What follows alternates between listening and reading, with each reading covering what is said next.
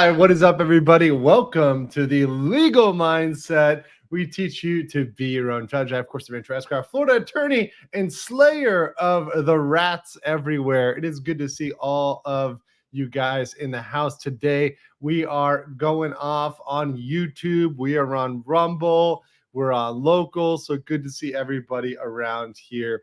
And if you're on Locals, or actually I can probably post this on Rumble as well. I have a really hilarious link I can share out. Too naughty for YouTube, but good to see people today wherever you check in. And we're going to be getting all into the Disney stock plummet. We're going to be getting into the drop off and also some of the predictions by the stock bros and for everybody else who's kind of have this counter narrative that, hey, Disney is going to make a recovery. Disney is going to do great. Disney is going to be just fine. And I see people already trolling me. Is this live? Hey, is this live? Are we live? Oh my God. Yes. Of course we are live. Bubble 308, who says, who is my gift? And thank you for the membership. You should probably say thank you to a lot of the folks out there. I know Patrick, Tank Rat, a lot of the folks out there, the members have been giving memberships, have been gifting memberships. So we almost have a sea of green right now. So shout out to all the members, those that are members, those that got a gift. I appreciate all of y'all for sticking with the channel. So good to see all of you guys, no matter on which platform, no matter how you connect. I am just glad that you guys made it here today, because it's really the most important thing. The most important thing is that you guys make it to the show. As I plug in my wireless keyboard there. All right. So we're going to really get into it. We're going to get into with a stock analysis. And obviously we got to start where it's at right now and just kind of show you guys where we're at, because it's going to lead us to where we're going to go.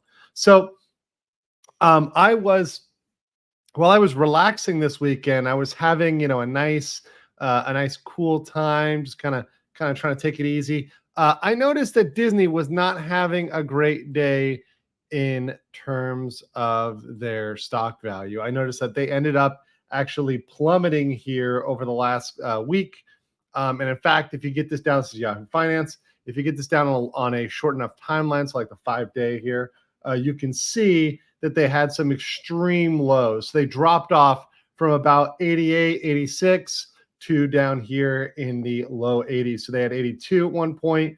I think they almost bracketed down to 81. But, 82, 81, now they've gotten back up to 83, but kind of bracketing in a much lower percentage here. So losing a significant amount of value for their company. I mean, mind you, this is a company, if you go back on a long enough scale, right? So once again, you go back like 1 year, right? You go back on a 1-year timeline, you see that, wait a second, or 2-year timeline, I'm sorry. Let's go to even 5-year, right?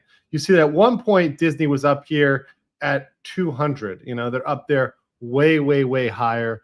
So they've essentially cut their stock value in more than half, right? So they absolutely wrecked themselves from the zenith. And mind you, a lot of things were inflated during COVID. A lot of things were crazy, but man, this is a hell of a drop. And even now, mind you, when they're down, when they should be when they should be much higher. Mind you, the general stock market is up. Most companies are up about 300%, which is what Gergavin says over here on Twitter, which is Disney shares are now at the same price they were almost at 10 years ago in 2014. If you invested in Disney in 2014, you would have made no money and would actually still be in a loss. In the same time frame, the overall stock market is up 300%. So that's the comparison here. What a freaking disaster. What a financial disaster. And shout out to Mexican Iron Man, who has been pointing this out for a long time and tracking that stock price. So I know he's having a field day with this, absolute field day with this. But we're going to get into it, because there's people that are coming up with this narrative of why it's down. Now, of course, a lot of you guys know, and a lot of you guys who follow me and are out there with me, you guys know, I predicted that this would indeed cause a drop, right? That some of the news that I broke would cause a drop, right? So the news, for example, of the option. So DeSantis, right? DeSantis ordered an Inspector General probe into Disney with potential criminal allegations of misappropriation of public fund, perhaps other violations of state law, which can wind up with 30 years in jail if they're convicted of a first-degree felony. And so I said, look, this is going to affect it. But the ironic thing is, all the people out here talking about this, all the people commenting on this, no one is talking about this. We're going to see what they talk about, what the stock bros think is the big issue here. They're not even factoring this into their analysis, which is absolutely, to me, hilarious. So we're going to get into that. But before we get into any of that, I just have to go out here and say thank you so much to my supporters, and thank you so much to Tank Rat for giving 20 legal mindset memberships. I appreciate you so much and appreciate your gift of these 20 memberships. Hopefully we're turning it all green. I see most of you are green now. If you guys have gift memberships, make sure you have those accept the memberships on to accept those memberships. But appreciate that, Tank Rat, and appreciate you sharing the love and helping everybody else out. I also think that somebody else mentioned my headphones. Yes, these are new headphones. So your boy's reinvesting. The actual next thing I have to go out is buy a new keyboard, because my first keyboard, I will blame Brandon for this. I spilled alcohol on my first keyboard when I was trying to take a bunch of shots. It was like one of those like 9-shot days. So I kind of spewed it all over. So I gotta get a replacement keyboard. That's just gotta happen. But yes. Let's see. Yeah, so good thing I caught up here on there. And also shout out to people on Rumble, Errant and Amaranth. Good to see you guys there on Rumble. And yeah, the layout is getting better on Rumble. It's getting better. So make sure you just smash a like button wherever you guys are, whether you're here on Rumble, locals, wherever. It's all good. Now, let's get into it with some of this analysis. So what we're going to be doing is, like, right now, we obviously know Disney is down, right? So like the Disney company, we looked at the stock, we see, okay, it's way down, whether you're looking at a yearly basis, a 5-year, just even, where they should be in terms of their like maximum, right? Like the zenith of Disney versus where they are now, right? Obviously they're down from where they have been kind of historically. So that being said, we're going to look into, okay, why that is. Now, there's a lot of stock bros out there, and look, I'm not claiming to be an expert. I'm not claiming to be a person who is like the master stock bro over here. I know a lot of you guys are better at that than I am. But I want to kind of counter some of their points. And I also want to talk about Ahsoka, because there's some people that believe Ahsoka will be the savior of Lucasfilm and the savior of thereby the savior of Disney. So we're going to talk about all this sort of stuff. And good to see a lot of people checking in the chat. What's up, Chandler? Good to see you. Popcorn Power, Reply by Mail, Benjamin Turkoff, Stefan. Good to see the members, other creators. Rachel Zegler, good to see you in the chat. Destroying shows one by one. All y'all, good to see you. And yes, it is a me problem when I can't finish a shot. But stuff happens. Stuff does happen. Brandon Gibson, welcome to membership. Welcome to BLM, the base legal mindset, which is the highest level in the best support. We all need more BLM in our lives, and you can always get more base legal mindset. The next upgrade is new emojis. I'm working on new Disney-related emojis for the BLM. So stay tuned for that, coming very, very soon. And thank you so much, Scott Westbrook, for the 10 legal mindset memberships. Appreciate that. Now we really are almost all green. I'm seeing almost all green here. There's only like 5 or 6 names I'm seeing that aren't green. So this is absolutely awesome. Thank you guys for sharing with one another, and thank you for making it all so based. Okay, so let's get into this. So what I'm going to show is these guys are some stock bros, and look, I'm not trying to pick on these guys. Let me be very clear. We're going to be looking at the Everything Money show. They're pretty decently sized, 200K subs, right? I've seen these guys before. I'm not saying that the way that they evaluate things is bad or that they're wrong, in all their picks. Hashtag not financial advice. I'm just saying I want to look at the lens that they're using for their bull, which is their positive, and their bear, which is their negative cases for Disney. So I just want to go through, here's their analysis that they're using, and what are they not looking at? What are these guys, these stock bros, not looking at? There's a lot. I think there's a lot because the funnel they're looking at is very, very narrow. But we'll get into that right here. So once again, not picking on these guys, but we're just going to call out BS because, well, these guys were on some BS. So let's get into this. Of course, the name of the video should be the hint. The name of the video is kind of a giveaway, which is why we still love Disney stock despite its falling price. Now, to be very fair to these guys, very, very fair, they did this video when it was at $88. So this was before the drop from the 88, 86 down to 82, 83. So these guys did this video before that. That being said, let's listen in to their bull and bear cases. This is, to me, is absolutely fascinating. And yes, I make sure I got the volume all the way up here so we can make sure that you guys can hear what they've got to say about this. All right, here we go. Give us some bull and bear cases. Obviously, there's probably more bear cases now because the stock is down. But what are some bull and bear cases for Disney? So, of course, and by the way, so the narrative, one of the narratives is because there's a lot of bad news right now. It's all bear cases.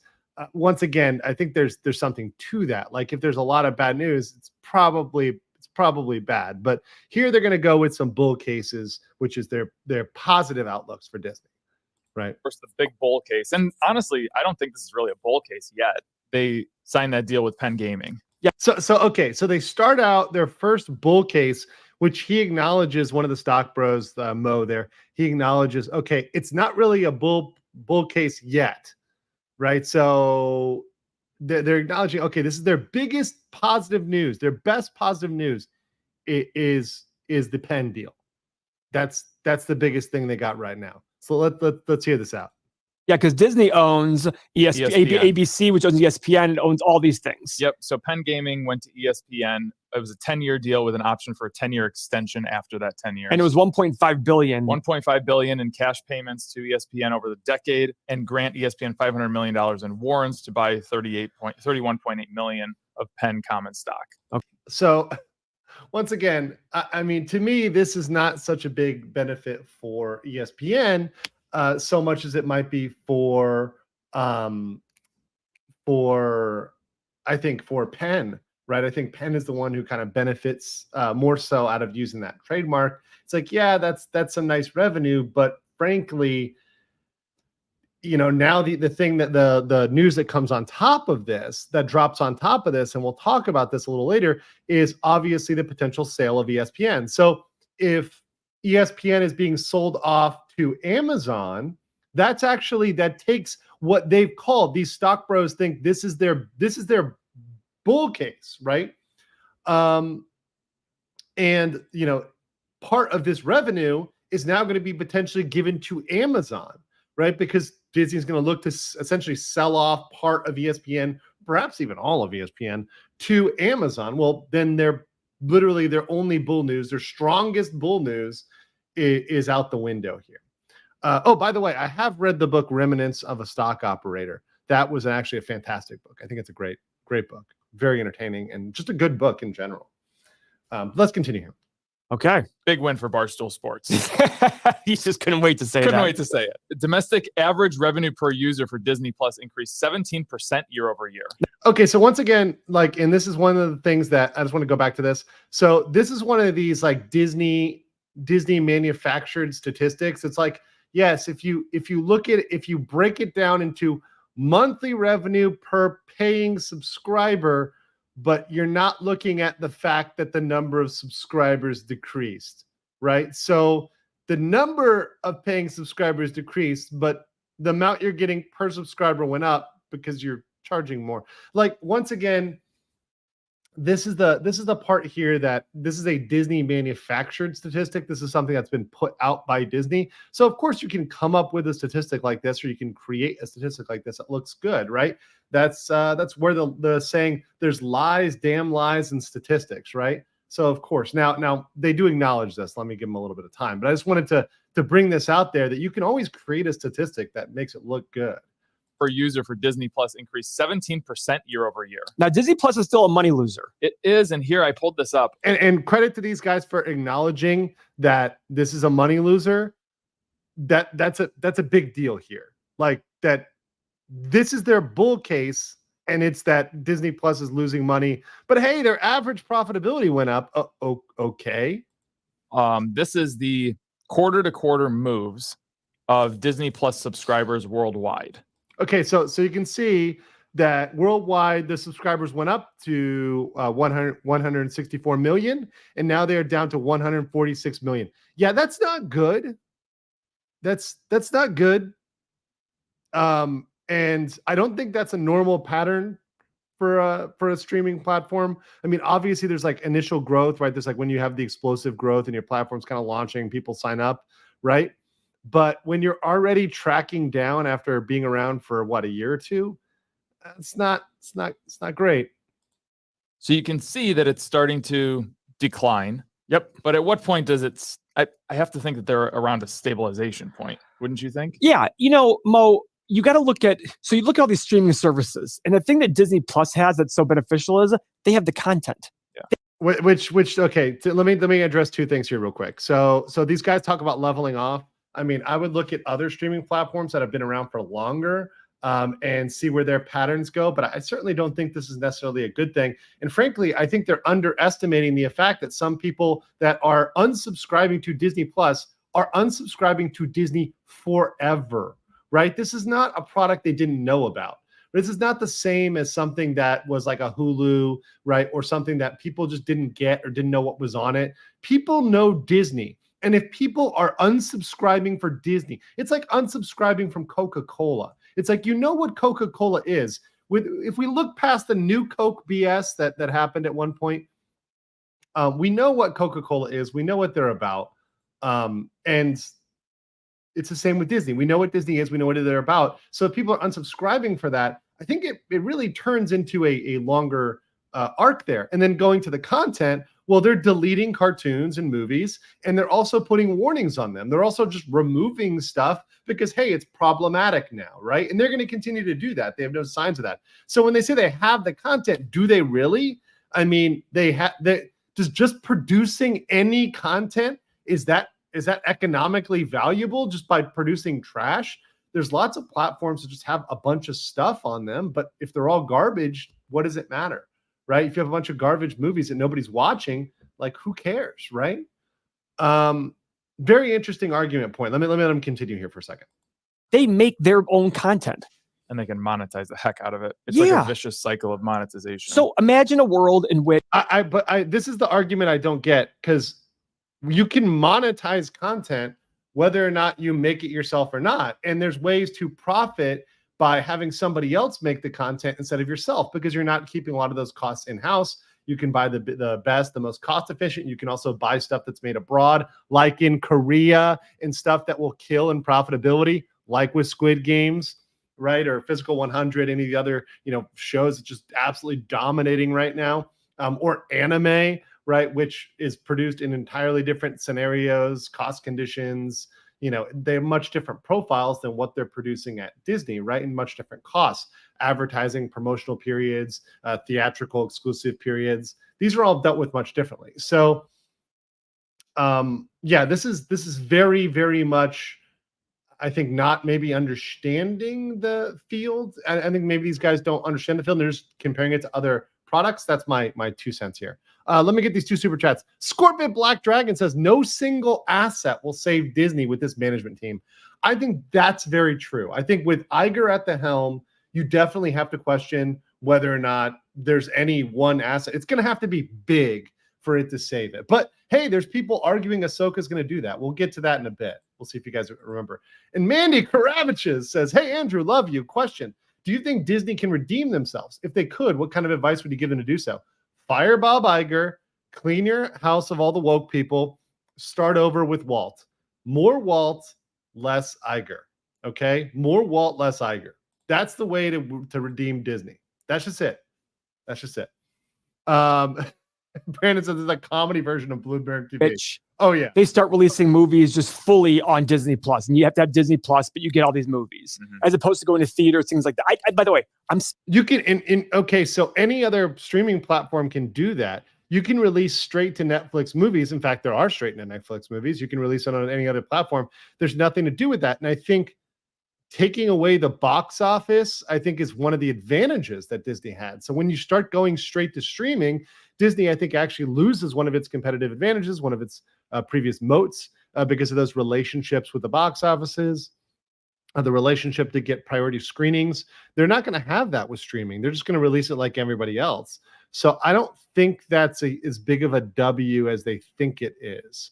And if you look at the releases that they had on Disney Plus, just direct to Disney Plus movies, they're not that profitable. So I would disagree with this assessment here from the stock bro. Speculating. I'm not sitting there saying, but I look at this thing, would I rather invest in a Netflix, which is go out there and buy a lot of content plus make their own? Yes. I would rather invest in Netflix because they're buying properties from abroad, which are not subject to woke strikes and a bunch of bullshit. Like, for example, prohibitions on advertising. If you're over here in Thailand or Korea or Japan, wherever else, they can go around and do all the advertising they want for movies, right? They don't have to put stuff off, right? We saw that Dune just got bumped to 2024, not a Disney property, but I'm just saying, like, they had to do that because they can't go on press junkets. They can't advertise their movies, which is really bad for the movies. Don't have that problem abroad. So yeah, I'm comfortable with Netflix. I think Netflix is actually the better model here. So I don't know what he's talking about. Or you have this Disney studio that's already notorious. It has this major moat. Notorious is a bad thing, right? Like notorious can be bad, right? Like notoriously horrible is a thing as well. Stephen Klein says, more Walt, less woke. More Walt, less woke. Chant it with me. I like it. More Walt, less woke. Very good. Very good. I definitely like that one, Stephen. That one's very catchy. That was very catchy. I even think I like that one better than more Walt, less Iger. I think I like that better. We talked about the market cap of 160 billion. If I gave you 160 billion dollars today, you could not compete with Disney. Forget about. Wait. Hold on. Okay, this is what I want to do a poll over. Okay, this statement I think is complete bullshit. If I gave you the market cap of Disney, could you compete with Disney?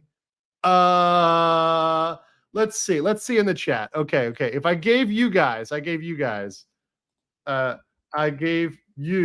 Disney's market cap, could you compete? Just yes or no question. Okay. If you guys think you can't compete with Disney, it's impossible to compete with Disney. If I gave you their market cap and I said, start making good films, start making good properties, could you compete with Disney? Yeah, just wondering. Okay, so that pulls up. Absolutely hilarious. All right, let's continue here. Forget about just getting rid of Disney. You wouldn't be able to compete with Disney, I think, with 160 billion. Yeah. That's a moat. Now, a lot of people disagree with me on that one. They say, Paul. Yes. See, at least he's acknowledging this. Okay, so at least he's coming back in here and acknowledging it. And saying, okay, like there's a counter argument, but I think he's dismissing the counter argument too much. Let's hear him out on it real quick. That moat doesn't exist anymore. They're too woke. Look at okay, fair enough. But remember, when it comes to buying stocks, when the stock is down, the story is never going to be good. The question is the story reasonable? I think the story is very reasonable. They're under criminal investigation. They have films that have not been profitable for the last, as far as we know, the last recent history, right? Just their films are consistently not profitable. They're not making money in the box office. They're failing in the courts, which is going to cost them billions and trillions, which he's not talking about. Nobody's talking about. Nobody's bringing that up. So I think these stories are very reasonable. All these negative factors. They've got Bob Iger, which says he's not going anywhere. And we know what that means for the politicization, the wokeization of Disney. So yeah, I think these are very reasonable narratives. Iger said on the earnings call, objectively, I'm not going anywhere. So what does that mean? That means that in terms of like short-term analysis, when I'm looking at it, I'm like, Disney as a corporation is not looking good. Let's see here. Mark of Reality says Disney is in denial about woke and broke. This is all just cope BS. Yeah, that's what I wonder. And I do wonder when, people are looking at it, like, what are they looking at? Like, what are they really thinking here?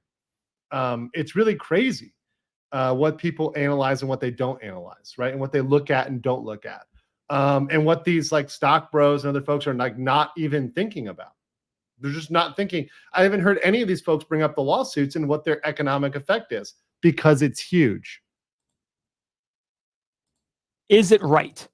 And I think you couple this and their Disney Plus potential with their profit margin, and I think there's a lot different reality potentially down the road than what it is today. Mm-hmm. So go ahead, Mo. Okay, so and one argument the guy makes there, and let me be very clear because I did skip the first part, because the guy does make, before we started this film, he does make an argument that Disney has a high profit margin, a gross profit margin, which is like 47% gross profit margin. But mind you, this is self-reported. So this is from the same Disney, and I'll stop sharing this one here for a second. So this Disney that is reporting a gross profit margin of 47.5%, right, through their own reporting, right, their own accounting, is the same Disney that through their own accounting kind of did this, right? So in case you guys don't know, this is the invoice where they invoiced Reedy Creek for $500,000 in the first quarter, 2.5 million overall. But in this quarter, they pretty much put a crime in an invoice. So this is the same accounting department that did that. I don't have a lot of faith that this accounting department is giving accurate gross profit margins. I also know that there's a lot of ways to screw around with gross profit margin and to make it look better than it actually is. Not going to get into that. Look, I'm not the financial expert here. That's not my channel. But let me just say, there's ways to mess with it, right? So we're going to get into that as well. Let me get Stuart says, Disney's other problem is that they're essentially just making money at the moment to give to Comcast next year. Exactly. Like all of their money, they're going to turn around and hand to one of their biggest competitors. So that's your bull case. And they haven't mentioned that. Mind you, and of course, they're talking bull case now, right?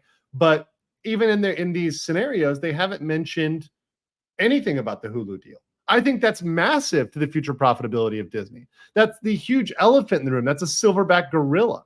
They can make remember, their bull case was making 1.5 million off of Penn. That's peanuts compared to what they're going to have to hand over to Comcast. It's absolute peanuts. Jan May says, does a large market cap matter if no one wants to buy your product? Yeah, it does matter because they can use that as ways to leverage, other crazy projects, woke initiatives, et cetera, et cetera. So yeah, if the market is invalidating them, I mean, it does matter. Although, yes, of course, you can have a large market cap and kind of still be hot garbage. But Disney, the way it's fluctuated, I think that does tell a tale. I think there's something to be said here. And no, but we're not talking about that type of bull case, guys. Keep your mind out of the gutter. Okay, let's continue. So bear cases, domestic parks and experiences segment income fell by 13% year over year. Operating income, but the revenue was up. Operating income. Yes, correct. Now, okay, so hold on. Okay, so their operating income fell, right? So their overall, so here's what they try to argue, that their overall revenue, they're like, okay, parks revenue fell, right? And so they're talking about negative things. I'm like, yeah, that's a big one. But they're saying, oh, but their overall revenue is up. What's inflation, motherfucker? Also, they bought a bunch of new stuff that's bringing in revenue, right? That they just acquired a bunch of stuff. So obviously they're making, in terms of revenue, just raw revenue. Yeah, their raw revenue numbers are up because they've got their hands in more things, but the profitability is down in their core, literally their core moneymaker. People are not coming to the parks. That's something unprecedented. That's something you can't sleep on. And the fact that these guys, they do bring it up, and good on them for bringing it up, but then to just dismiss it, is very Disney shill of them, not to spend some time on that. Why is their park revenue going down? Like, why is that? Like, what? That's a good question. Like, why are we not spending time analyzing that? Why is all of our analysis going on the side of let's simp for Disney, let's cover for Disney? Right? Like, why don't we spend more time critiquing the parks? Like, why is this happening? Right? It's not COVID. Because remember, this is post-COVID, right? This is from last year to this year. So why is their park revenue down this year? It's not COVID. You can't use COVID as an excuse anymore. You could before, you can't now. So let's continue here. Operating income, but the revenue is up. Operating income, yes, correct. Now, parks, experiences, products, business, post-COVID operating income, but it's still below pre-pandemic. Yeah. Okay. So that's very important, right? It's very important there. And a lot of that has to do with the hotel occupancy and attendance. So So nobody is going to the hotels and nobody is going to the parks. Yeah, that's a big problem. It's a very big problem, and it's not just Galaxy's Edge, right? to me, that's a temporary What's problem. going on with their cruise lines? Okay, so yeah, and then they get into the cruise lines, and I want to get into that. But that being said, that was the beef of what I wanted to get into there, is that they really like the stock bros when they're looking at this, and they go off on the cruise lines and like what's going on. They kind of don't know what's going on there. They don't have really any real analysis there. And they go back to talking PE ratios and market cap and projections. And by the way, as a spoiler, let me give you a real spoiler for where these stock bros think this price is going to go, which is hilarious. I'll present this real quick, but this is like a screen cap from the end here. They actually think their price that they have, their mid-level price, their mid-level assumption is they think Disney is going to 106. The fun thing is, of course, their high prediction is about 190 and their low is 44. I actually think this low target is probably the accurate direction it's going to go, like trend towards 50. I think that's very much where it may go, towards $50 a share for Disney. So that's another almost halvening of Disney, and that'll be a quarter of what it was at the peak. I think that's very much the direction for the rat. So that, I think that's very much what I would predict, which is ironically the low end for them, because they're just not taking into account all these other factors, right? Not taking into account things like the Amazon deal, right? So obviously you have the Amazon deal right here, which is Amazon is in talks with Disney about a ESPN streaming process. So you've got that. And as part of that, you see right here that Amazon is thinking about taking a minority stake. Well, obviously, if they've got a minority stake, then they're going to be claiming those revenues, right? So they're going to be cutting into those pen revenues. And already consider this, is that ESPN is already the most expensive streaming service in America. So that cannot be stressed enough. ESPN is already the most expensive. So there's not much more you can milk out of ESPN. It's kind of already tapped out. So there's nowhere to go by charging more. Absolutely crazy. Scorpion says, Iger is a talking head. Change the board mindset. That would do it. I think changing the board completely and also just wiping all the executive positions out, wiping all the administrators, getting rid of DEI, that could do it. They're not there yet. That's not happening in the near future. Certainly not while Iger is there. Incoherent Turd says, for $4.99, I also can pick stock prices too, if my range is literally all the numbers. Wow, it's so easy. Yeah. It's like if you just enter into numbers like random number generator and you're like, okay, look, we're just creating a distribution here. And, we're saying, okay, here's this whole wide range from 44 to 189. Yeah, it could be anywhere in there. Wow. That's a great bet to be anywhere in there. Tankrat says, member for 15 months, one of the OGs. And thank you, Tankrat, for all the memberships and supporting the channel like a based Chad you are. Says, from what I've seen, Disney has 2.08 billion shares out there. Since February, the value of those shares has dropped $62 billion. The stock bros are idiots, IMO. The board needs to look at Iger's big mouth and terminate it. Yes, absolutely. I don't know what the hell these guys are talking about. Like when I look at that, I'm like, I can't get these conclusions from this. And that's not even getting into the culture war stuff, which I'm going to touch on here in a second, right? But people are really pissed off about this. And this is something that I think these guys play off. They're like, oh, it's woke. And that's not reasonable. That's not a reasonable reason to make a stock decision. It typically is, because Get Woke, Go Broke has a freaking good track record. If you follow the Get Woke, Go Broke, lines, it pretty much checks out. Very much checks out in terms of the valuations. So yeah, but firing Iger, definitely a step. And, that would be the step in the right direction. Lisa Gordon says, heaven help me, Disney is threatening to build a theme park in Australia, in Queensland. Uh-oh. Well, here's the question. Are they going to have these guys? Are they going to have these guys? I'm only going to allow it if they have these guys. Yes.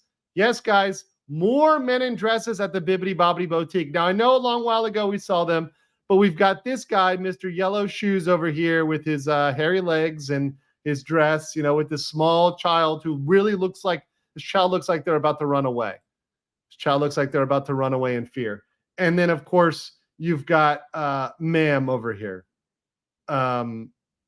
You've got the scary godfathers over here. The Bibbidi Bobbidi Boutique is like the now turned in. It should just be like the Bibbidi Transing Boutique.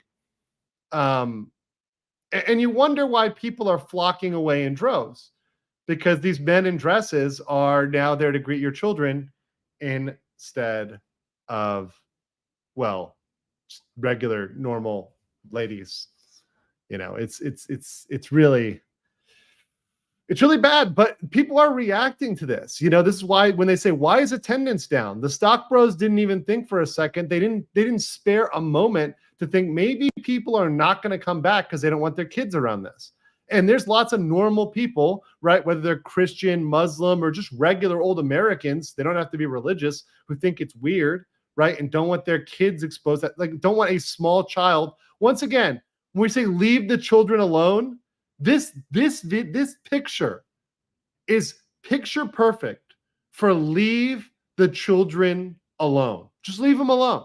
Why are you talking to a child? Like, can you just leave the children alone? Is that okay? Why do you need to be talking to a child? It's kind of weird. Why do these people need to be talking to a child? Just don't know why. And of course, when you look over, I like Jake Shields here, who's a 5-time MMA UFC world champion, who said, I sold 100% of my Disney stock over their opposition to the parental rights law. And he's saying, turns out to be a good financial decision. I think Jake is not alone. I think a lot of people are seeing these culture war battles, these things like this and whatever else, and they're saying, hey, we sold it, and now they're glad. They're glad as it's going down. And by the way, this is before Jake posted this, before it hit rock bottom. It's even lower now. But once again, people are looking back and they're making good decisions. So they're saying, hey, look, this is why I'm checking out, and I'm not going to check back in. And we're just done here. Okay, now we got a little bit of a different debate, and this is an interesting one. So obviously, I told you guys, I think things like, I don't know, receipts and invoices that show there's pretty damn good proof of criminal behavior on behalf of our CID, which was controlled by Disney and under influence of Disney staff. I think that has some huge ramifications for their stock price. People that believe that Ahsoka is the reason why the stock is going down. This is from Script Trooper, who says, this dumb crap made Disney stock go down 4% today. So putting it on their horrible storytelling in this BS of Ahsoka. Now, this is going to be a very good one, because look, as much as I think this stuff is definitely dumb. Now, I have not seen Ahsoka, but I've seen enough of the clips to know that like this chick survives a lightsaber to the chest. I think she needs to talk to our homeboy Qui-Gon right now about this, because I normally this is fatal for homie, but it's a woman, so she's got the strength of a woman, so she's got woman power. She's definitely able to endure this, right? Like for sure, 100%. Jedi Master, but like random girl number 5. Oh, and Han Solo. Forgot about Han Solo. Yes, she's tougher than Han Solo as well. But there's a very good argument here. Some people are arguing that Ahsoka could actually save Star Wars. So I want to read through this article because this is some insane stuff right now. So I gotta read this for you guys, because I read this and I was like, there's no way. And I'll read it and you guys can react to it, right? So this is about, could Ahsoka Tano continue the Skywalker legacy better than the sequel trilogy? Okay, so this is very much clickbait because it's getting you in based on your hate of Rey, because we all hate Rey, right? And everyone's like, okay, everybody hates Rey, and even the woke are coming around. Even Disney, I think, is coming around to being like, okay, everybody hates Rey, but let's reboot it on alien feminism, right? It's not no longer going to be Rey, who's the white woman. We got to do it alien. We got to put an orange girl in there, right? Orange man is bad, but orange girl is good, right? So we got to put our hopes on the orange girl. So let's read this for a second. So when the House of Mouse acquired the Star Wars franchise back in 2012, they began making plans to leave their mark on the franchise by relaunching it. So they came up with a sequel trilogy that would feature Luke, Han, and Leia. But they also ensured the franchise would continue forward by introducing Finn, Poe, Kylo, and Rey, the protagonist. But it didn't work out as planned. They failed with the sequel trilogy. Well, this is something that we could agree with. I can agree that they failed with the sequel trilogy. So if we stop there, I'd agree. But how that means that Ahsoka necessarily succeeds is up in the air. But let's read what they have to say here. The plans for the sequel trilogy were grand, but the entire endeavor didn't work out. This is because there wasn't any overall arc to the story. In later interviews, even Daisy Ridley confirmed the story was changing on the fly. So while there was initial excitement regarding the beloved space opera saga coming back, all that died down regarding the plot, story, and characters when there was criticism, right? Because obviously it sucked, so people criticized it. It was very clear to fans that the movies lacked something more than a clear direction. It was missing originality. This resulted in brilliant characters played by amazing actors not getting their due. I don't know about that. See, I already have problems with this article saying brilliant characters and amazing actors. Some of the actors were okay. They're all right. I don't know about amazing, but they're okay. Brilliant characters, no. The characters were not well written at all.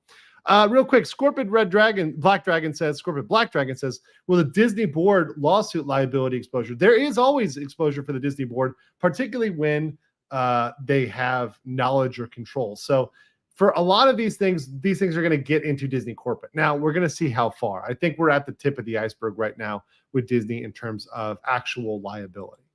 But yeah, obviously these were a complete failure, right? So, this in terms of like the outlook there, not good for those two. Oh, and real quick here, let me pull up these on locals. 2 tips on locals, and I'll just pull those over here so you guys, actually, I'll just read them. From locals, which is Ben SC for $1 says, also buying content keeps your costs fixed and easier to budget. Yes, very true. And Ben SC for another $1 says, regardless of the previous profit margins, if the SEC decides to investigate Reedy Creek municipal bonds, their vicarious liability is through the roof. Absolutely. Their auditors are going to be in for a nightmare when they audit those municipal bonds because Disney is so intertwined with those and because their counsel is really on the line. Also, thank you so much to Brent Wolf. We got another 20 memberships right now, giving it to the rat. 20 memberships at a time, 20 new members of the Base Legal Mindset. Welcome to BLM, to the Base Legal Mindset. Appreciate all of y'all and appreciate that gift, Brent Wolf. Thank you so much. It is amazing and helps us all out on this channel. We're a sea of green right now, which I love to hear. Okay, so the ultimate truth after the last movie, The Rise of Skywalker, was also criticized endlessly, is that Disney failed to create a sequel trilogy that was as gripping and riveting as the original. No shit, Sherlock. And so the sequel saga ended up being divisive and inspiring mixed reviews from critics and their fan base. Okay, so what you need things that are going to be unanimous and that everybody is going to like. So let's see here. Lucasfilm succeeded on the small screen with The Mandalorian. So saying that they succeeded with the Mando. I don't know if that's true. I think with the Mando, they did okay. I think Grogu was their only thing that really, really sold out and boomed in terms of merch and money. But I don't know if it was like the complete turnaround that they think it was with Mandalorian. So saying that it was loved by all fans, I'm not sure. I mean, Grogu was liked. Baby Yoda Grogu was liked. But does that make the show loved? I don't know. And the thing is, them putting this out here that this is the element they like is just the cute sidekick. Any show can have a cute sidekick. That's not special. That's not a story. I don't think Mando turned it around. I think it was okay for some people. Some people thought it was decent, but there was also mixed reviews. Some seasons people thought were great. Some people, thought other seasons sucked. So, okay, but how does that mean that? So let's see. The success is based not on the popularity. Well, sorry, it's reflected not only the popularity, but also the fact there's multiple spin-offs. One of them is Ahsoka. So saying that Ahsoka is going to be successful because it's a spin-off of The Mandalorian. That's like saying I'm going to be successful because I'm a spin-off of LawTube. Thank you very much, Derna. Calling me the cute sidekick of LawTube. Yes, I am the giant sidekick of LawTube. But yes, that's great. That's great. No, I'm the protagonist. Come on. I'm perfect. I'm Mary Sue. We'll feel like Ahsoka has the potential to be a great Star Wars sequel, perhaps even more than the sequel trilogy. And perhaps better than this at the Skywalker legacy than the other shows. Okay, so now here's one. Anakin taught Ahsoka more than his children. So now you're going to say and Ahsoka is better than Luke. Once again, it's this whole we have to sub out a woman for a man. Got to be honest with you guys. To me, Ahsoka is going to never replace Luke, right? I don't think Ahsoka can replace that. And based on the acting I've seen so far, regardless of how good Rosario Dawson is or isn't as an actress, she seems just like to have one mode. It's like stoic, right? Like he's just stoic, which is just making women characters into men. They're taking away their emotions. And one of the things that people liked about Rebels is that the characters had emotions, right? The characters had emotional range. They got sad, upset, they laughed, right? It's definitely something that was there in Rebels, and it doesn't seem to me like that's there in Ahsoka. It seems like all the female characters are like dudes. They're trying to be badass. They're trying to be stoic. They're trying to be tough shit. Like, it just doesn't seem to me like that's the same thing. It's a 1-for-1. And then, okay, yeah, showing that, okay, look, there's a force transfer, so that's going on there with the two. Because she's got Anakin there. Okay, Ahsoka learned a lot from her Jedi Master's failures, more than even Luke. So, okay, more woman is better than man. Okay. And then compared to Rey, Ahsoka is more of a Skywalker. Well, I guess that's true, but that's like saying compared to someone who's an idiot, you did better on the SAT. That's not saying much. It's like saying you beat like Forrest Gump on the Mensa test. I'm just saying it's not too hard. So those are their arguments for Ahsoka saving the franchise and winning out. I want to know what you guys think about that in the chat. And before I do that, let me go quick. I got a guest I want to bring on in 1 second, but I got to read this. The poll, by the way, 70% of you think if I gave you Disney's market cap, you could compete with Disney. 70% of you said yes. So 30% of you are lying, and the rest of you are correct there. But speaking of someone who never lies and who loves Ahsoka, it is Jonas J. Campbell.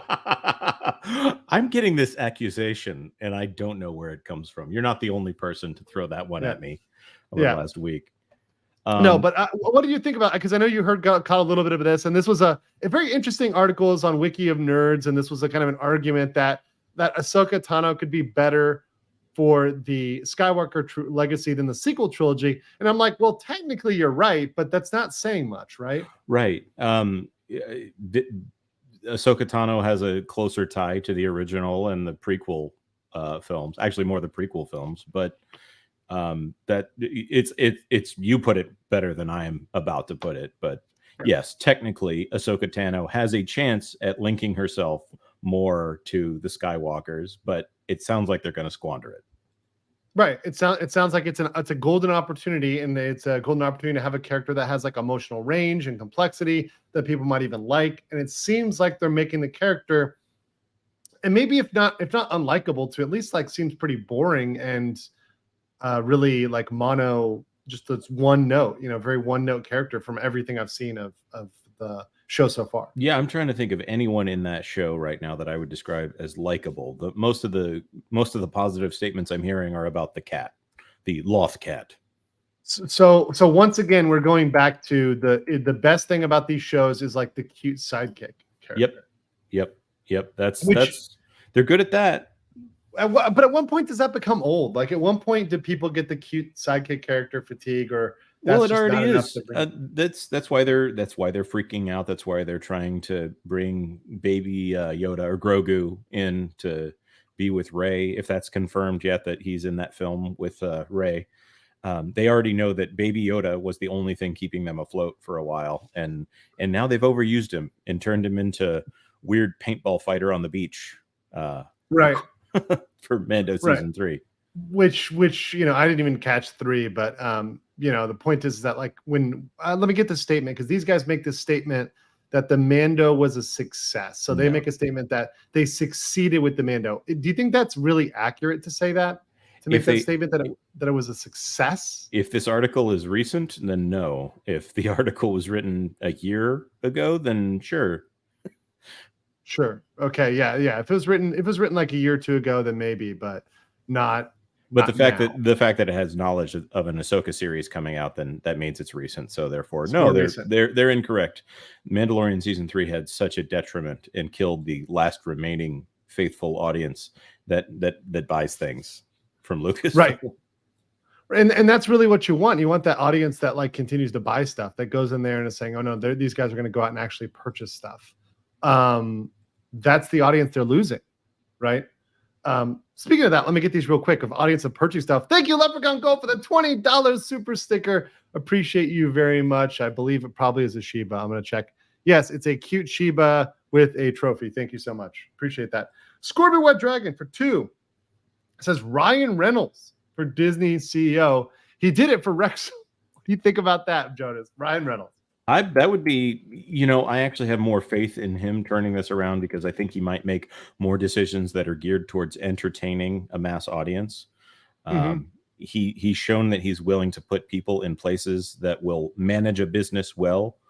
That Mint Mobile thing, I mean, if people don't understand what he pulled off with Mint Mobile and with Wrexham, go look it up. A fantastic business acumen, or he's got a fantastic business manager doing all of that for him. But either way, he's willing to delegate. Like even if he did, like either way, you deserve the credit, because either you did it or you're willing to delegate and make something successful. Absolutely. Right. So either way, you get credit on that one. Then Ryan Wilmot says Disney's issues start with BlackRock's imposition of DEI. We need to treat ETFs like brokers, not shareholders. They get our vote rights without any risk. Yeah. Yep. Yeah, that's very true. Well said. That's very true. I like that. I definitely am on board with that. Obviously, we know that they are the ones that have been pushing this because of their disproportionate interest, right? Marcus Squintus, a member for 4 months, says, will Florida AG IG going after Disney and Chapek's former connection to the park side of things? Yes, there we go. Would you consider having Chapek ask for immunity and spill all he knows as an NDA? Don't cover crimes committed. Well, no. They would have to. I think for Chapek needs blanket immunity.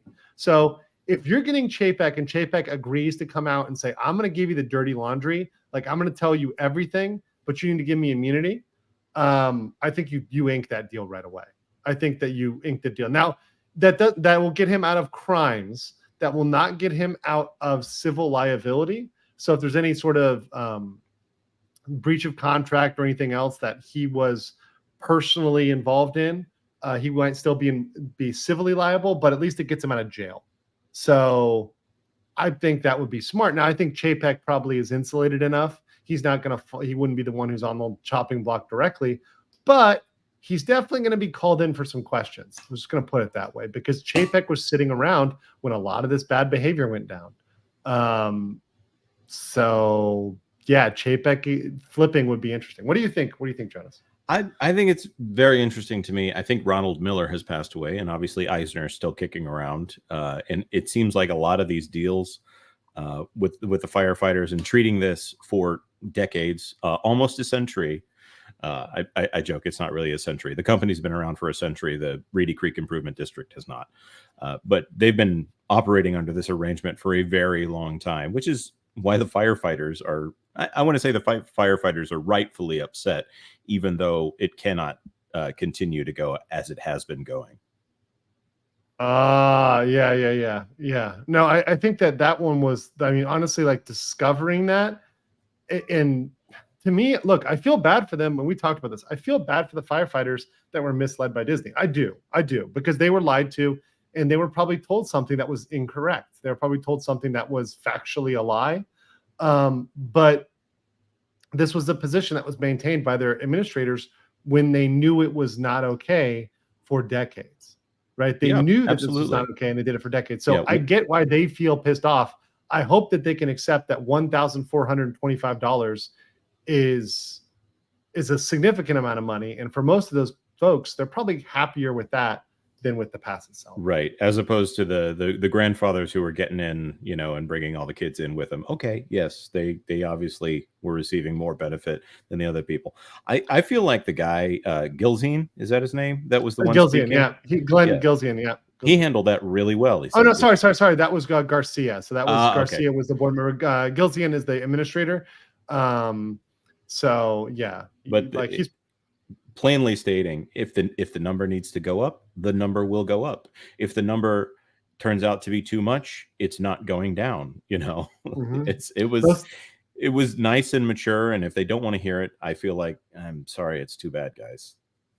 Yeah, I feel very confident that those firefighters are going to get what they deserve, are going to get what the value of the ticket. And I think most of them turn around and go buy a cheaper ticket, or maybe they'll buy a annual pass that's at a lower level, like most people do, and be happy with it. I will say they were getting access. It seems like, from what I've heard, from what people are saying, they're probably getting access to the employee level annual pass. So I guess they call it the main gate pass or the silver pass. Well, I don't know the name of the pass, but getting other people into the park with you is a special level that is not available along with commercially. So, right. So essentially, you're giving RCID a benefit that you're not giving anyone else. When people were pushing me on why is it gift policy, and I'm like, well, because this is not openly commercially available, right? You're giving them a perk that's available nowhere else. Now they're paying for it, but it's this relationship between the largest company and contractor that's making money and a government. And that's what makes it untoward, right? Yep. So let's see. Scorpion Black Dragon says the truth about Ahsoka is she has no emotions because of massive PTSD. She fears close connections and needs compassion given by Grogu. I mean, are you sold on that? Like, is this a... I don't know. I'm sorry. I'm just like, I don't want to watch that. Like, I'm sorry, I don't. And that many people not emoting. Okay, if we're doing like a stiff upper lip British drama, maybe, I don't know. But this is a show with space pirates and laser swords and blasters and smugglers and all of that. Somebody has to crack a joke. Somebody that is not Dave Filoni as a droid needs to be throwing some humor in here. That's really the problem. Yeah, and that's the problem. Is they don't know how to do humor anymore because all humor is problematic. All humor is potentially offensive. So they just can't do humor. So what they have to do is a really slow, barely any speech, stoic, 2 words, just all, shifting locations. It's to me, it's not something I want to watch. I want to watch something that's got a gripping story, and also, frankly, something that doesn't destroy canon, because part for me of the whole Jedi story was that it really was just Luke and Obi-Wan. Like, that was it, and then Obi-Wan dies and it's just Luke, It takes away from that knowing, oh yeah, Ahsoka was around too. It would have been just fine. Everything would have been okay because Ahsoka was there. So it would have been fine. That really destroys everything, and it destroys the narrative, and it makes actually it undermines directly the fundamentals of the story. So to me, I'm like, yeah, I don't want to see that, because to me, it's just bad fan fiction. And I'm like, I don't read bad fan fiction, and I don't watch it either. So that's my, that's my 2 cents on that. I think you're right on the money. The first thing you hear in Star Wars, the first bit of dialogue is humor. It's a C-3PO saying we're doomed, but at the same time, it's a bit funny. It's a foppish robot, confiding in a little tiny robot. There's some humor in the idea of the two of them interacting and surveying the whole situation. In this, Right. And like flailing around in a comical manner, his arms are going everywhere. He's, like you said, he's foppish, he's got all this like pip pop cheerio lingo. And you're like, all right, it's pretty hilarious. exactly. Yeah, it's pretty hilarious. Brent Wolf says, I'm investor stupid, but shouldn't Disney be facing a shareholder lawsuit for breaching fiduciary responsibility by now? Well, the shareholders have to bring it. So I'm not saying that it's not coming. Remember, they've been sued over other breaches in the past, but those suits can come a year or 2 years after. So we had the suit for the Chapek era that came down regarding what he did with Disney Plus and some of his other financial decisions. Excuse me. So there was that shareholder lawsuit, which I believe has been settled. Right. So don't sleep on another shareholder lawsuit. They just may be adding things to the list right now, building the complaint. In fact, it may be the exact same law firm that ends up filing the investor suit, the shareholder suit. So don't count it out. And just because it hasn't happened by now doesn't mean that. They're still well within the statute of limitations for everything. For every moment that Iger's been in office as CEO, they still can sue. They could sue next year. They could sue the year after that. Do not worry. It can come. So there can be reasons why they're waiting. It can be because they're trying to certify a class, because they're adding things to it, because there's other things going on, because they want to wait to the right point. So it's like maximum pressure on Disney. Maybe they're expecting Disney to fall further, and then they want to hit them because they know they'll get a settlement easily. Well, that TSG lawsuit hit after the earnings call, after they bragged about how much revenue those films made very publicly and used all those statements by Iger against Iger. So think about the same thing for the shareholder suit. Maybe they wait for the next call and drop that afterwards. Maybe they wait for some big announcement and they drop that afterwards. Now, Disney's habit has been to drop chafe, to drop a distraction after every piece of bad news. So, for example, their bad news about the criminal investigation, what do? Well, a day later, they drop the news about Amazon and ESPN. Of course, the weird thing is, Jonas, it appears like that's fully backfired on them, and that is something that just they kept sliding despite that. Yeah, right, which is really weird. I think they gained about, I want to say 50 cents. They were at 82.42 or something like that, and now they're at 83.36. Not much of a gain, 89 cents of a gain. Right. What I think that reveals, though, is if they go with that partnership and NCAA streaming is available on any internet connection, do you know what that does to the cable business? It absolutely pulls the rug out from under the cable business. And so many people will drop these huge cable bundlers so quickly. It'll also cut the bottom out of Hulu with live TV, I'm fairly certain as well. Yeah, absolutely. And once again, these are their own products. So this is kind of like one hand is chopping off the other hand, right? You're acquiring Hulu and then you're trying to neuter Hulu. Like it just doesn't make too much sense. But in terms of the drop, by the way, oh my, like just so you guys see like the scope, this is just 5-day chart. This is not even the 1 month chart. I can pull it the 1 month, but just to show you the 5-day, because when Jonah talks about like, oh yeah, they're back up. Well, yeah, they're up from like the fucking depths of hell here. Sorry, right? To they're like, still below $85. They're so far below right now. This is such a huge hit they took. So it's used like cliff they jumped off. It's like, oh yeah, they recovered, but like, okay, this news that they had, the news about Amazon, was not the fix they wanted. That was not the solution. And clearly that news is gone. It's out. So and in fact, if anything, I think the leak may have been one of the factors to them going down, not up. Right? If Disney is selling off, then there can be bad things coming from that. It's a fascinating thing to watch these people who don't understand Disney's business model commenting on Disney's business model. Like you and Mike commenting on this kid from Barron's that was talking about how great the Marvels is coming up. That's someone who has a very cursory understanding of Marvel movies make money. Another Marvel movie, it will make money. No. That is a complete misunderstanding of the market. and I was just covering a little bit earlier before you got on these guys from Everything Money. And once again, nothing against them personally, but they were talking about bull cases. And one of their things was, oh, well, parks revenue is down, but that'll get back up. That's a temporary blip. And subscribers are down to Disney Plus, but that'll get back up. It's just them leveling off. And I'm like, I think you guys are underestimating what's going on right now, because the real thing is, it's like when parents are coming forward and they're seeing stuff like this at the parks, and they're seeing everything woke, like you see on Jonas J. Campbell's channel on Disney Plus. Nice little plug there, guys. Go subscribe to Jonas J. Campbell. But when you see that sort of stuff, of course they're going to tune out permanently. It's not going to be a blip. It's going to be something where they're making the decision and they're not coming back. That's my assessment there. I agree with you that if Disney has been lower quality but consistent, they've been a consistent B or C and sometimes an A, but if they are tainted by a worldview that is going to be insulting to a majority of their audience, if parents are now expecting to have explanations about weird gender ideology whenever they go see a Disney movie, this murders their market. Now all of a sudden they have to have a recommendation for the movie before they will go see it. The reason my channel exists is and many other channels exist. Film Threat, for instance, Chris Gore always says the first question he gets asked for any film, whether it's for kids or adults, is it woke? Yes. Yes. I don't know what's going on with Wish. Question, like that's what this tells you. Like, we're at the point where that's the first question, right?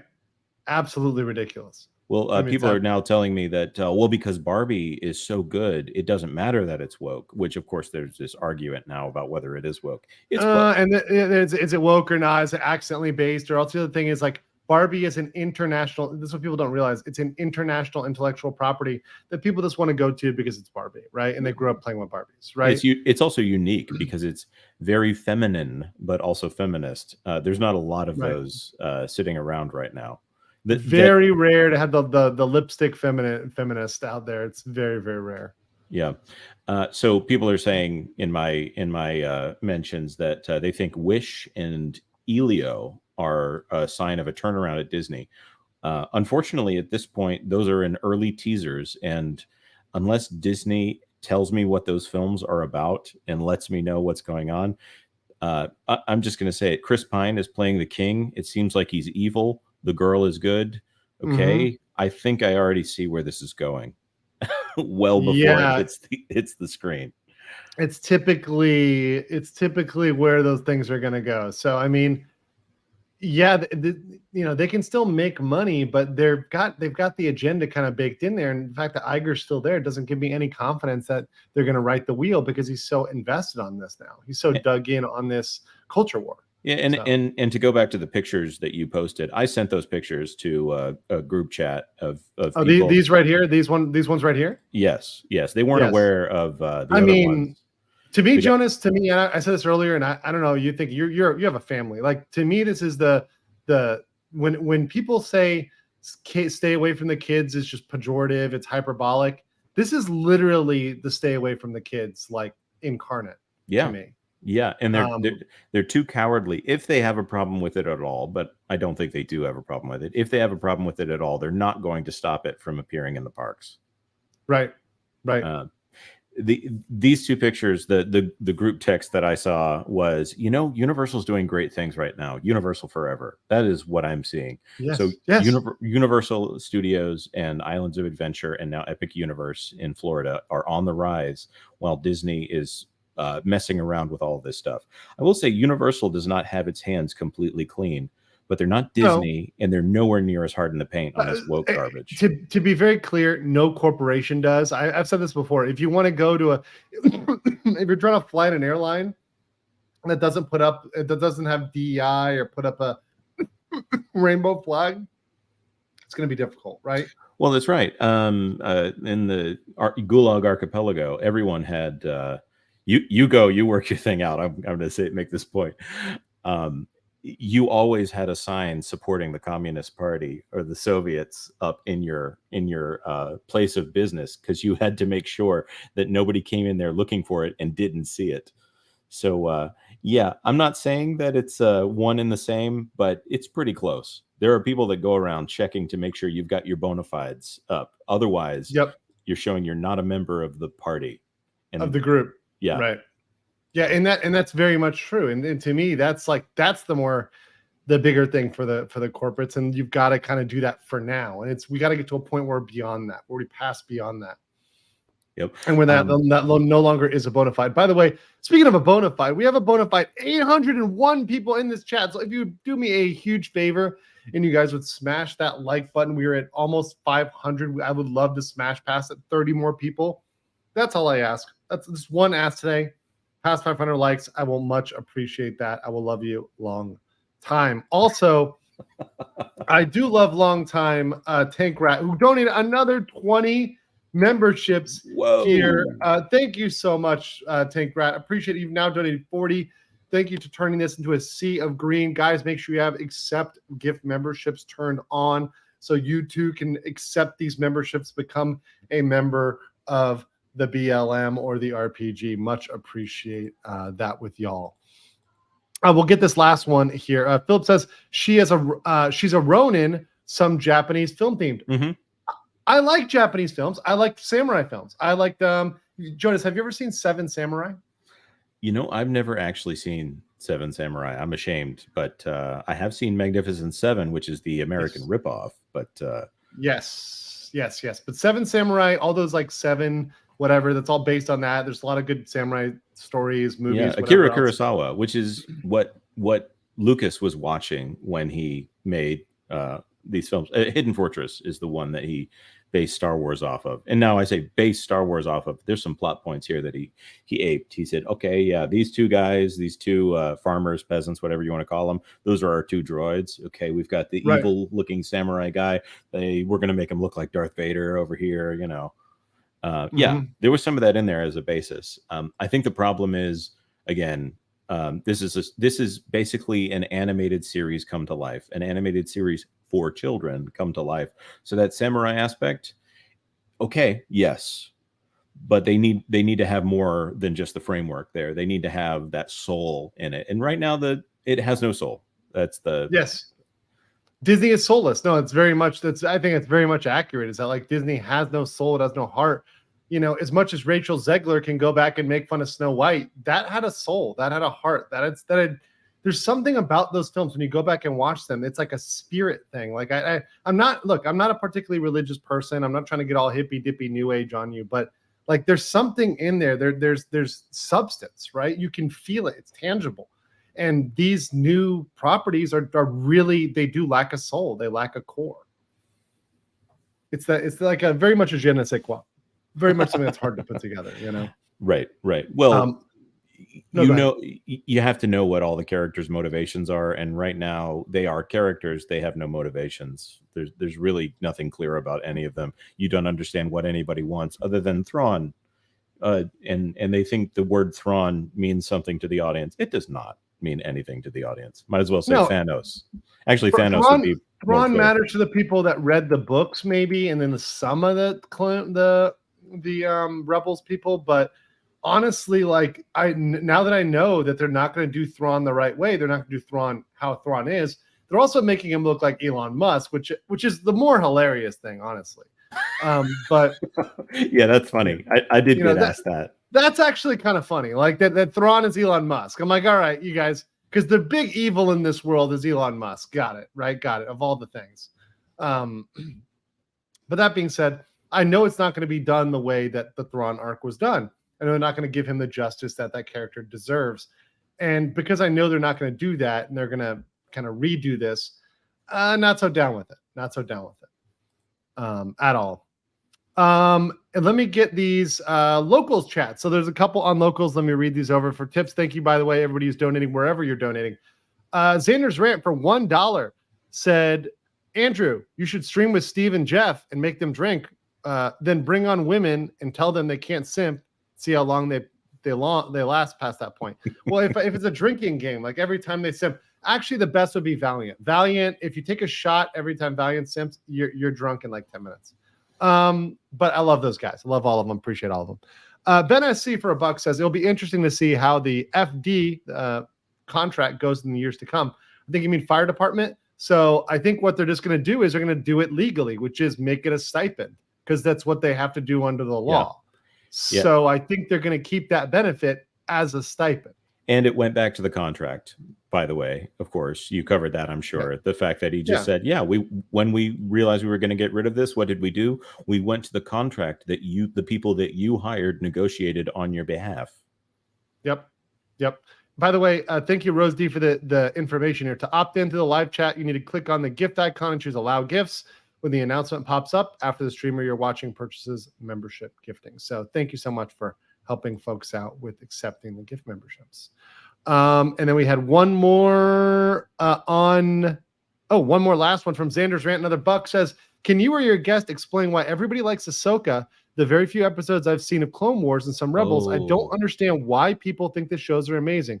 Is it okay kids cartoon from what I've seen, but I've only watched the first season of Rebels. That's why. Maybe like 6 episodes of Clone Wars. I feel like Ahsoka was the most boring, non-interesting character in it. So far, all the live action stuff, as you said, she's got one note. So maybe Jonas, you can explain this a little bit. What do people like about Ahsoka, the Ahsoka stance? Well, Ahsoka is insufferable in the first part of Clone Wars, and I think they made her irritating, and I don't know that they did it on purpose. There's a lot of people who want to make the case that they were going to give her a long arc and make her better.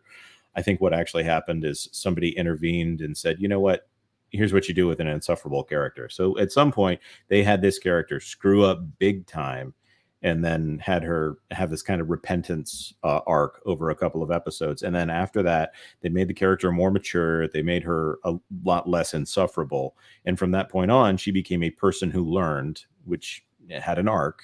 And then from there, they tacked her onto the fall of Anakin Skywalker arc, which is everything you need to do. Put Darth Vader on screen. Well, now Disney owns Darth Vader, and they're going to use him like salt and pepper and just put him wherever they can. So who cares? But at the time, James Earl Jones as Darth Vader fighting Ahsoka Tano, that's really cool. Sure.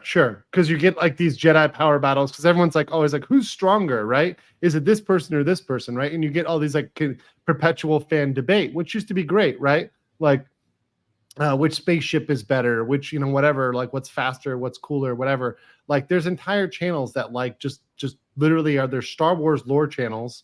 I think I used to listen to one that was like Eckhart's Ladder, right? It's just like comparing the space battles like lightsaber battles and everything else. And like people can go deep in the lore like that. And it's fascinating how deep people go with the lore, and they like really think about these things. But you're even stripping those away, because now the answer is just, well, obviously it's the latest female incarnation, right? Because the latest female character is always the most powerful. Yeah, like she's always the best. Yeah, and there's a little bit like the Worf effect. They want to show that the guy who beams onto the Starship Enterprise is really strong. So what's the first thing he does? He goes over and he throws Worf over into the panel, and it blows up. Right. Like that's the gist of it, right? It's got to take the strong guy and beat him down. Yep. But that doesn't. But in this case, they've replaced it with we're going to have him be a little bit chubby, kind of broken down, sad about all his life decisions, and or divorced, drinking blue milk from a manatee titty. It's like all that good stuff. Yeah. Unfortunate, but thank you so much. What's for this Leprechaun over 50? Thank you so much for the support. Appreciate that. Appreciate your support of this channel. Definitely winning today for best, largest contribution. So appreciate you. Appreciate you guys helping me against Disney, helping me in this struggle to bring this information to you, and to also counter the false narratives. There's lots of people out there, the legal eagles of the world, and the Disney pixie dusters and these stock bros, whatever, that are just they're just shills for Disney. And it's good to get this information out, and I can only do that with you guys' support. Speaking of which, Tank Rat coming in and eye for eye, pound for pound match on Leprechaun Gold, taking him out here, saying for actually beating them, saying I'm tired of all the remake movies and TV. They all more miss than hit.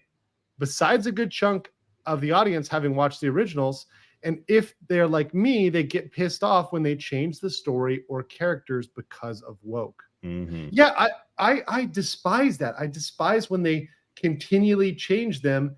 Just do something new. Just make something new. Like you could have, here's the whole thing. You could put Ahsoka in a different corner of the universe that is completely separated from the Star Wars side of the universe, from the canon side of the universe. Because remember, this is something that is canon about the Star Wars universe. It's huge, but there's like whole areas that are like just walled off, right? Because there's like just these gaps where like the Jedi don't pass through, or they go through and they get lost, right? There's like huge amounts of uncharted space, uncharted hyperspace. You could have all this occurring in some other area that doesn't affect all of this, right? But they've chosen not to do that, right? They've chosen to link it back in and start rewriting the past, and then also kind of rewriting the future in a way. She's not like other Jedis, guys. She's not like other Jedis. And the Sith aren't actually Sith. What do you call it? Like a pick-me Jedi, you know? Well, what is she, like a gray Jedi? It's like, okay, now we've got to invent a term. It's like, no, you're one thing or another, and you know, it is what it is. They've always had that ability to be morally ambiguous, right? Some of the Sith were more good than bad, and some of the Jedi were more bad than good. It's not black and white. But thank you so much. And honestly, like, I still will watch the originals. I still have those. I bought the original sequels. I still have them. I'll still watch them. They're still nostalgia for me. To me, it reminds me of watching those with my dad. And when my dad like got me the like Legos, and I built you know, starships. And you know, when he got really mad when he had a Millennium Falcon, like a kind of one of the larger ones, the larger models, and like it got thrown out at one point. No. And like it was like potentially worth money. Now it was dusty and stuff like that, but it was still worth some collector value. Yeah, I remember that. I remember that one. So yeah, so thank you for that. And guys, we're going to continue standing for the originals, myself and Jonas J. Campbell. Make sure you check out his channel, Jonas J. Campbell. Jonas, real quick here, what is next up on Everything Woke? The next episode will be Everything Woke about the Falcon and the Winter Soldier for Marvel. I'm hoping to get everything in Phase 4 done before the Marvels gets here, but Disney keeps having awful things happening that we've got to drop everything and cover over on WDW Pro's channel. Yes. But guys, over here, Jonas J. Campbell, amazing. Only 3.75K subs. I don't know how that's possible. Go over here, subscribe to him, check that out, and just help him out. He's a really nice guy to come on our channels and hang out with us, even when neglecting his own channel for that. So make sure you guys. Well, you're kind to have me. I've been working all day. I'm in between. I changed the brakes on a minivan, and then I got to go put some kids to bed after this. So this is an excellent little break here. It's a fun break. It's a fun break. Absolutely. Guys, thank you for joining me on Rumble, on Locals, on and YouTube. We're going to be cutting it off here. To tell you what's coming up for me, I will have something on the Kyle Rittenhouse suit. There's the new one, the civil lawsuit. I will be doing that cover to cover. So that's coming up. And we'll have some other stuff. I may be talking a little bit more as a Rumble exclusive on Big Daddy Orange Man. But of course, YouTube doesn't like those topics. So that's going to be a Rumble exclusive. So we'll stick. You're still talking about Ahsoka Tano? Yeah, Ahsoka Tano, her brother. That may be on Rumble, but I'll be back here, of course, with all the Disney madness and more news for you on the updates, particularly on the lawsuits. So stay tuned for that. And Stuart, for the final question, says, real question, is this live? I will let you, the viewers, decide. Until next time, guys. Peace.